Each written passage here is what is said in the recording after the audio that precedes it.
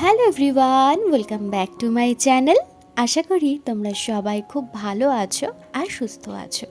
বাজছে এখন ঘড়িতে ওই দুপুর 2টো মতন, আর এখন থেকে ভিডিওটা শুরু করছি। সকাল থেকে এরকম বৃষ্টির ওয়েদার থেকে কিন্তু হচ্ছে বৃষ্টি। আর আজকে না সকালবেলা একটু তাড়াহুড়োর মধ্যেই ছিলাম, কাজকর্ম সব কিছু মিলিয়ে ঝুলিয়ে, তো ওর জন্য সকাল থেকে আর ভিডিওটা না শুরু করা হয়নি। তাই ভাবলাম আজকে দুপুরবেলা থেকেই ভিডিওটা শুরু করি। আর আজকে আমাদের দুপুরের মেনুতে কি ছিল জানো? আমাদের সবার পছন্দের ফ্রাইড রাইস আর চিলি চিকেন। সবার পছন্দের থেকে জানো তো, আমার বাবা এই ফ্রাইড রাইস চিলি চিকেন খেতে ভীষণ ভালোবাসে। রান্নাবান্না সমস্তটা আমি করেছি, তবে মাকে বললাম, মা অনেক দিন এরকম কেউ বেড়ে না খেতে দেয় না, তুমি আজকে দুপুরবেলা আমাদের সবাইকে একটুখানি খাবার বেড়ে খেতে দেবে? তো মা তো এক কথায় রাজি। আর কোন মা এই কথাটা শুনে ফেলতে পারে বলো তো? তো সেই কারণের জন্য মা এখানে সবাইকে খাবার দিয়ে দিচ্ছে। তো আমরা কিন্তু এখন সবাই আস্তে আস্তে খেতে বসে পড়বো। বাবার যেহেতু খেতে একটু সময় লাগে, তাই বাবাকে প্রথমে দেওয়া হয়েছে। বাবা খেয়ে নিলে তারপর আমরা তিনজন কিন্তু বসে পড়বো খেতে। আর এর মাঝখানে বাবার জানো তো ডাক্তার দেখানো কিন্তু হয়ে গেছে। ওই যে এত টেনশন করছিলাম, এত ভয় পাচ্ছিলাম যে কি হবে করে, ভগবান যেন সত্যি আমাদের কথা শুনতে পেয়েছে। বাবার তো একটা জিনিস নিয়ে প্রচণ্ড পরিমাণে টেনশানে ছিলাম, সেটা হচ্ছে অপারেশন করতে হবে কি হবে না। কারণ কলকাতা থেকে বলে দিয়েছিল যে যদি অপারেশন করতে হয় তাহলে সেটা কিন্তু খুব সূক্ষ্ম একটা অপারেশন হবে, মানে খুব অভিজ্ঞ ডাক্তার দিয়ে কিন্তু সেই অপারেশনটা করাতে হবে। তো এই অপারেশনের কথা শুনে সত্যি কথা বলতে আমরা কিন্তু সবাই ভীষণ ভয় পেয়ে গেছিলাম, আর ভীষণ চিন্তায়ও পড়ে গেছিলাম। তবে ডাক্তার দেখানো হয়েছে, ডাক্তার দেখে বলেছে অপারেশন কোনো রকমভাবেই কিচ্ছু করতে হবে না। অন্য কোনো ডাক্তারও যদি সাজেস্ট করে সেখানেও কিন্তু অপারেশন করতে হবে না। বাবার যে রোগটা হয়েছে সেটা আজকে থেকে হয়নি, এটা কিন্তু অনেক দিন ধরে হতে হতে আজকেই ফলাফলটা গিয়ে দাঁড়িয়েছে। বাবার ঘাড় থেকে একটা নার্ভ পুরোপুরিভাবে শুকিয়ে গেছে, মানে ওটা পুরোপুরিভাবে ড্যামেজ হয়ে গেছে। ওটা এখন চাইলে আর কোনো কিছু করে ঠিক করা যাবে না। আর সেটা তো একদিনে হয়নি, দীর্ঘদিন ধরে অল্প অল্প করে কিন্তু আজকে পুরোপুরিভাবে নার্ভটা শুকিয়ে গেছে। আর এখানকার ডাক্তাররা বললেন জানো তো, যে বাবার যে কলকাতায় অপারেশন হয়েছিল 3 বছর আগে, ভাগ্যিস সেই অপারেশনটা করা হয়েছিল, নয়তো কিন্তু আমার বাবা পুরোপুরিভাবে পঙ্গু হয়ে যেত। মানে যেহেতু নার্ভটা অল্প অল্প করে ড্যামেজ হয়ে যাচ্ছিল, তো বাবা কিন্তু হাত পা এরকম নড়াচড়া কিন্তু একদমই করতে পারতো না। তো ভাগ্যিস অপারেশনটা করা হয়েছিল। ডাক্তারও সেই কথা বললেন যে অপারেশন করে খুব ভালো হয়েছে, এবং ডাক্তারের অনেক কিছু বুঝিয়েছেন, আমাদেরকেও বলেছেন। তো সেগুলো এখন অতটা ডিটেলসে বলে আমি না এখানে বোঝাতে পারবো না। তো যাই হোক, মধ্যে ব্যাপার হচ্ছে এটাই যে বাবার ঘাড়ের নার্ভ শুকিয়ে গেছে, বাবাকে এক্সারসাইজ করতে হবে, হাঁটতে হবে, এবং 2 রকমের মেডিসিন দিয়েছে যেটা চলবে 6 মাস পর্যন্ত। প্রথম 6 মাস খেয়ে তারপর আর কি ডাক্তার বলেছে একটুখানি জানাতে যে কীরকম আছে, কীরকম কী বৃত্তান্ত, হোয়াটসঅ্যাপে সেটা জানালেই হবে। আর বাবা তো এখানে মেয়ে এসেছিল কোমরে ব্যথার জন্য, আর পায়ে প্রচণ্ড জ্বালা পোড়া হতো। তো ডাক্তার রিপোর্ট দেখলেন, এখানেও টেস্ট করানো হয়েছে। তো রিপোর্ট দেখে বলে যে কোমরে যে প্রবলেমটা সেটা বয়সের কারণে, এটা শুধু বাবার কেন যে কারোরই হতে পারে, তো সেটার জন্য মেডিসিন দিয়েছে। কিন্তু এই যে জ্বালা পোড়া, হাঁটতে গেলে কষ্ট, পায়ে চাক ধরে যাওয়া, এগুলো সবটা কিন্তু ওই নার্ভ শুকিয়ে যাওয়ার কারণের জন্যই হচ্ছে। তো নার্ভটা এখন শুকিয়ে গেছে, এখন আর কিচ্ছু করা যাবে না। তবে বলে দিয়েছে হাঁটতে হবে, এক্সারসাইজ করতে হবে, স্ট্রেচিং করতে হবে, মেডিসিন প্রপারলি খেতে হবে, আর জল পরিমাণ মতনই কিন্তু খেতে হবে। তো সব মিলিয়ে এখন আমরা একটু নিশ্চিন্ত, ওষুধও বাবা চালু করে দিয়েছে এখান থেকে। আর আজকে তোমরা যে ভিডিওটা দেখছো, এটা কিন্তু একটা ছুটির দিনের ভিডিও। মিস্টার চক্রবর্তীও দুপুরবেলা অফিস থেকে চলে এসেছিল, তারপর সবাই মিলে খাওয়া দাওয়া করে একটুখানি রেস্ট নিয়ে এখন কিন্তু কাছাকাছির মধ্যে আমরা একটুখানি ঘুরতে বেরিয়ে পড়েছি। বাবা এখনো ঠিক করে কিন্তু আগের মতন হাঁটতে পারে না, হাঁটতে গেলে বেশ অনেকটাই কষ্ট হয়। তো সেই কারণের জন্য খুব বেশি দূরে কিন্তু নিয়ে যায়নি, কারণ যেখানেই যাই না কেন সেখানে কিন্তু হাঁটতে হবেই। তবে এখন আমরা যেই জায়গাটায় যাচ্ছি, এই জায়গাটা কিন্তু আমাদের ঘরের একদমই কাছাকাছি, অসুবিধা হলে আমরা বাড়িতে চলে আসতে পারবো। আর এই জায়গাটা তোমরা অনেকবারই দেখেছো, আমরা অনেকবারই গেছি এই জায়গাটায়, সেই পাহাড়ের ওপরে চার্চটায়। তা আমরা তো যখন যেতাম তখন বাইকে করে যেতাম, তো এখন বাবা মা আছে, বাইকে করে তো আর যাওয়া যাবে না, তো সেই কারণের জন্য এখন আমরা অটো করে যাচ্ছি। আর যে জায়গাটা দিয়ে যাচ্ছি এটা কিন্তু পুরোটাই একটা মিলিটারি ক্যাম্প, আর এই ক্যাম্পে কিন্তু একটা ভীষণ বড় একটা সাউথ ইন্ডিয়ান মুভি শুটিং হয়েছিল। আমার ঠিক এই মুহূর্তে নামটা মনে পড়ছে না, তো মনে পড়লে অবশ্যই তোমাদেরকে জানিয়ে দেবো। তো সেটা কিন্তু আমাদের ঘরের একদমই কাছাকাছি, জানো তো। তো ফাইনালি আমরা চলে এসেছি, আর এটা অনেকটাই ওপরে। তো অটো ড্রাইভার যিনি ছিলেন তিনি একটু বয়স্ক, তো 4 জন নিয়ে ওপরে উঠতে ওনার একটু কষ্ট হবে। তো উনি বললেন যে আমাদেরকে এখানে ওয়েট করতে, বাবা মাকে ছেড়ে উনি এখানে এসে আমাদের দুজনকে ওপরে নিয়ে যাবে। তো এখানে তো আর চুপচাপ দাঁড়িয়ে থাকে যায় না, ওই 1 পা 2 পা করে হাঁটতে হাঁটতে একটু একটু করে আর কি আমরা একটু ওপরের দিকে উঠছি।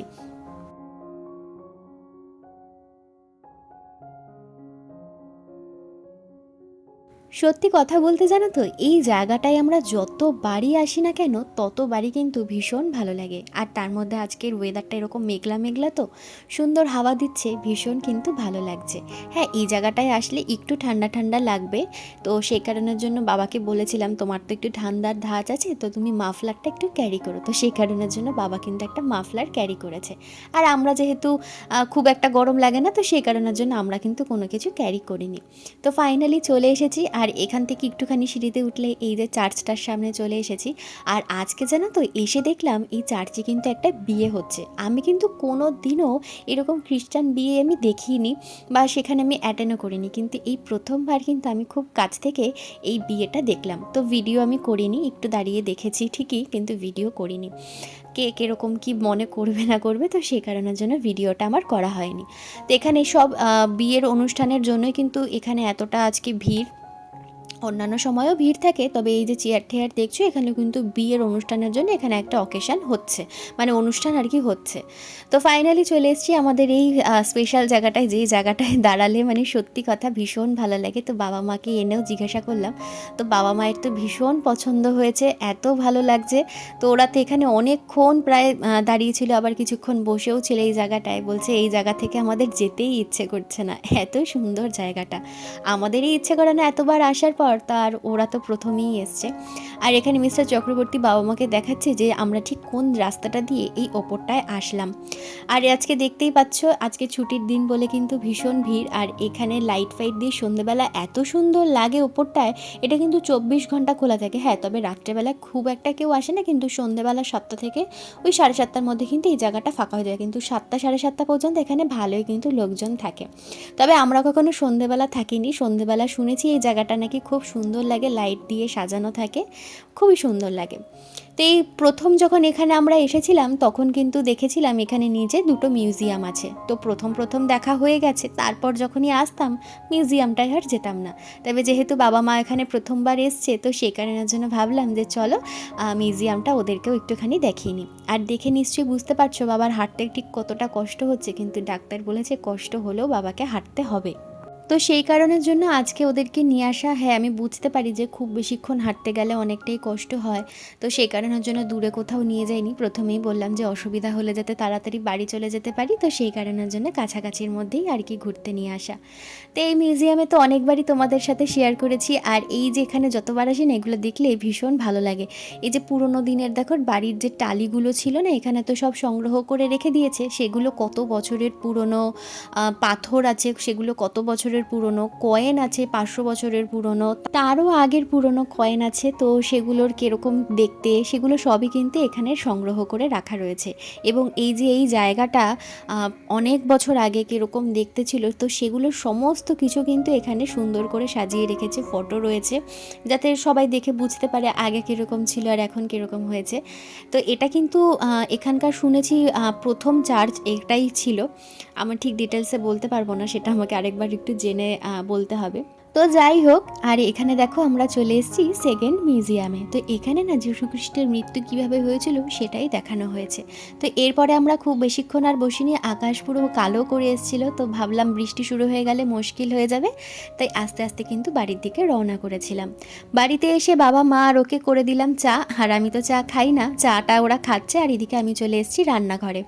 রাত্রেবেলার জন্য চিলি চিকেন তো আছে, তো রুটি দিয়ে চিলি চিকেন হবে, তো সে কারণের জন্য এখন আমি আটাটা মেখে রাখছি। তারপর সন্ধেবেলা একটু খাওয়া দাওয়া করে গল্পগুজব করে তারপর আস্তে ধীরে কিন্তু রুটিটা বানিয়ে ফেলবো। আর এদিকে দেখো আমরা বাড়িতে ঢোকার 10-15 মিনিট পর থেকে শুরু হয়েছে মুষলধারে বৃষ্টি।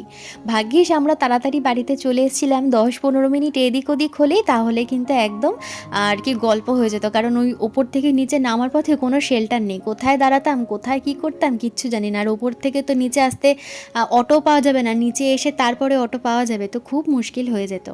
তো যাই হোক, আমার আটা মাখার মধ্যে ও ছাতা নিয়ে গিয়ে না সিঙ্গারা নিয়ে চলে এসছে গরম গরম। আর এদিকে প্রত্যেকবারের মতন মুড়ি মাখা হলে তো ওই মুড়ি মাখে আমি পেঁয়াজ কাঁচা লঙ্কা ধনেপাতা যা যা লাগে আমি সব কেটে আর চানাচুর তেল ফেল সব হাতের সামনে আমি রেডি করে দিই, ও মুড়িটা মাখে। সত্যি কথা বলতে মুড়িটা ভীষণ ভালো কিন্তু মাখে। তো এখানে আমাদের বড় যেহেতু কোনো কন্টেনার নেই, তো সেই কারণের জন্য আমাদের এরকমভাবে কড়াইতেই মুড়িটা মাখতে হচ্ছে, তারপর আলাদা আলাদা করে কিন্তু বাটিতে আমরা দিয়ে দিচ্ছি। তো এখানে চলে এসেছি ঘরে সবারটা নিয়ে, মা বাবা আমার আর ওর চারজনেরটা নিয়ে চলে এসেছি। আর বাবা প্রথমে বলছিল যে বাবা খাবে না, তার কারণ বাবা সন্ধ্যেবেলা বেশি ভারী কিছু খেলে না রাত্রেবেলা খেতে পারবে না। তো মা বললো তাহলে একটা বাটিতেই দে, অল্প করে আমরা খেয়ে নেব। তো যাই হোক, এখানে আমরা চারজন বসে পড়েছি খেতে। আর খেতে খেতে হচ্ছিল কিন্তু আমাদের নানান রকমের মজার গল্প, বাবার পুরনো জীবনের গল্প, বাবা ছোট থেকে কতটা স্ট্রাগল করে এই জায়গায় এসে দাঁড়িয়েছে। সত্যি কথা, আমার বাবার গল্পগুলো যখন শুনি তখন সত্যিই মনে হয় যে কতটা কষ্ট করেছে। বাবা মা দাদু তো অল্প বয়সেই মারা গেছিলো, সেখান থেকে স্ট্রাগল করে একটা কারখানা একটা বিজনেস দাঁড় করানো চারটিখানি কথা না। তো যাই হোক, সেই সমস্ত গল্প করতে করতে অনেকটাই রাত হয়ে গেছিলো। তো তারপর আমরা খেয়ে দিয়ে উঠতে না উঠতেই আমাদের ঘরের সামনে যে বিকেলবেলা যেতে যেতে মন্দিরটা দেখালাম, ওই মন্দিরে হচ্ছিল পুজো। আর প্রত্যেকটা পুজোতেই তো এরকমভাবে র্যালি বের হয় ঠাকুর নিয়ে, তো আজকে না রাত্রেবেলা বেরিয়েছিল। তো আমরা সবাই খেয়ে উঠেছি, টেবিলও পরিষ্কার করিনি, মাকে বললাম মা তাড়াতাড়ি চলো, আমরা তো প্রত্যেকটা পুজোতে এরকম দেখতে পাই, তোমরা তো দেখো না, তো আজকে একদম চোখের সামনে থেকে দেখবে কীরকম সুন্দর দেখতে লাগে। ওরকম টেবিল রেখে কোনো রকমে কিন্তু আমরা দরজায় তালাটা দিয়ে চলে এসেছি। এর মধ্যেই দেখি আমাদের ঘরের কাছে কিন্তু চলে এসেছে। আর এখানকার এই বাজনাগুলো শুনতে এত ভালো লাগে, তোমরাও একটু শুনে নাও।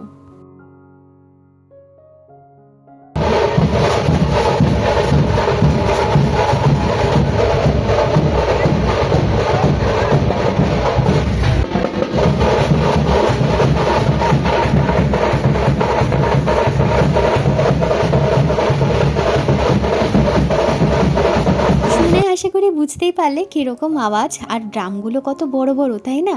আর এটা তো কিছুই না, যখন নবরাত্রি পুজো হয় না, নবরাত্রির সময় কিন্তু আরও বড় বড় ড্রাম আনে আর আরও কিন্তু জোরে জোরে বাজনা আর কি বাজায়, আর আরও অনেক কিছু অ্যাক্টিভিটি কিন্তু হয়।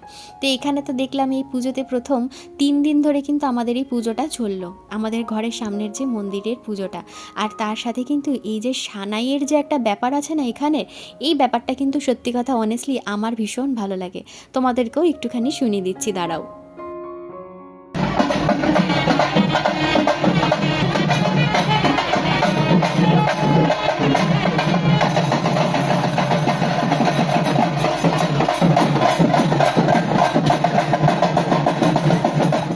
আর এই সানাইয়ের আওয়াজটা শুনলেই কিন্তু একটা সাউথ ইন্ডিয়ান একটা ভাইবস হয়। তোমাদের কার কার ভালো লাগে অবশ্যই কিন্তু কমেন্ট করে জানিও। আর এই দেখো, তোমাদের সাথে কথা বলতে বলতে ঠাকুরও কিন্তু চলে এসেছেন, আর এটা কিন্তু এখানকার লক্ষ্মী ঠাকুরের পুজো আর কি হচ্ছে। তো সবার বাড়ির সামনে সামনে যাচ্ছে, আর সবাই কিন্তু এই যে দেখতেই পাচ্ছ পুজো দিচ্ছে। তো চলো আজকের জন্য ভিডিওটা এখানেই শেষ করে দিচ্ছি, দেখা হচ্ছে আগামীকাল নতুন আর একটা ভিডিও নিয়ে। ততক্ষণের জন্য সবাই সুস্থ থেকো, ভালো থেকো, আর আমার ভিডিও তোমাদের ভালো লেগে থাকলে অবশ্যই আমার চ্যানেলটা সাবস্ক্রাইব করে দিয়ে পাশে থেকো। আর আরেকটু বেশি ভালো লাগলে একটা লাইক আর কমেন্টের মাধ্যমে জানিয়ে দিও যে তোমাদের আমার ভিডিওটা কীরকম লেগেছে। আর এই যে দেখতে পাচ্ছ ঠাকুর নিয়ে যে র্যালিটা বেরিয়েছে, এটা কিন্তু আমাদের বাড়ির সামনে থেকে যেতে যেতে প্রায় 12:15 মতন বেজে গেছিলো। এই যে ঠাকুর নিয়ে চলে যাচ্ছে, এবার আমরাও কিন্তু ঘরে চলে যাব। তাহলে আজকে এখানে শেষ করলাম, টাটা।